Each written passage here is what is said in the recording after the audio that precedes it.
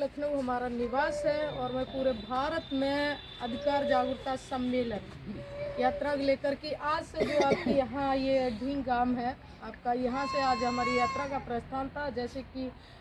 भाई साहब ने बोला है कि यहाँ पर जो बुद्ध कथा हो रही थी और बुद्ध कथा को लेकर के यहाँ जो गोलीबारी हुई है और बहुत सारी यहाँ पर समस्याएं उत्पन्न हो गई हैं और हिंसा फैली हुई, उसके कारण यहाँ पर आज कार्यक्रम को स्थगित कर दिया गया है। लेकिन हमने भी शासन और प्रशासन को इस बात को अभी 28 तारीख को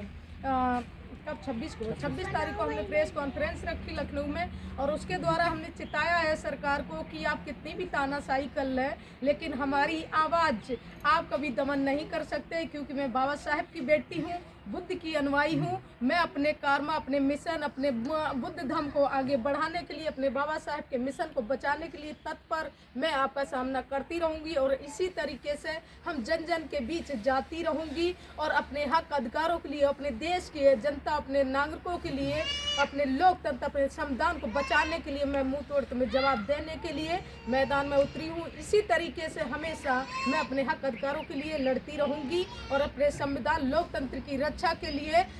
मैं किसी भी हद तक आप जो कामयाब होना चाहते हैं, संविधान को ख़त्म करके, लोकतंत्र को ख़त्म करके और ये दमनकारी जो अपनी तानाशाही दिखा रहे हैं, जिस तरीके से इस कार्यक्रम को स्थगित किया है, परमिशन को कैंसिल किया है और मैं आज फिर उसी जगह पर हूँ। मैंने कहा था कि मैं ढींग गांव, जहाँ कानपुर देहात जो तहसील भोगरीपुर, जो सर ने जैसा मुझे एड्रेस बताया था, उसी स्थान पर मैं आज आ चुकी हूँ और यहाँ से मैं यात्रा का प्रस्थान कर रही हूँ। और ये यात्रा हमारी अब यहाँ से कालपी से उरहई, जालौन, झांसी होते हुए औरैया, इटावा होते हुए अनिश्चितकालीन यात्रा जो हमने आप सभी लोगों को, अपने दर्शकों को, अपने बहुजन समाज के लोगों को मैंने बोला था कि मैं वहाँ पहुँचूँगी और यात्रा निकालूँगी, तो मैं आज यहाँ उपस्थित हूँ और यात्रा निकाल ही रही हूँ। और यात्रा हमारी अनिश्चितकालीन यात्रा है, अधिकार जागरूकता सम्मेलन। चलो गांव की ओर, गांव गांव, शहर शहर, मैं हर अपने नौजवान साथियों को, अपने भाई बहनों को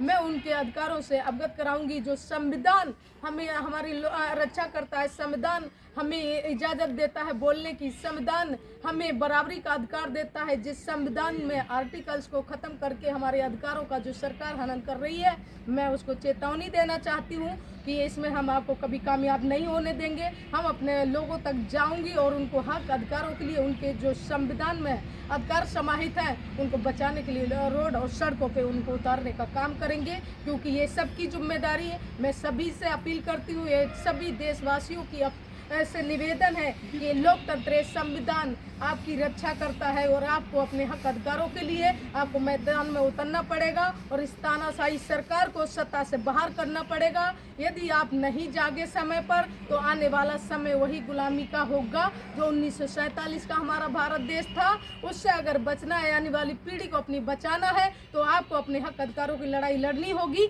अपने लोकतंत्र, अपने संविधान को बचाना हम सबकी जिम्मेदारी है। आपकी बेटी, आपकी बहन, आपकी दोस्त आपके हक अधिकारों की ये लड़ाई लड़ रही है, आपको मेरा साथ देना होगा। मैं आपके जिले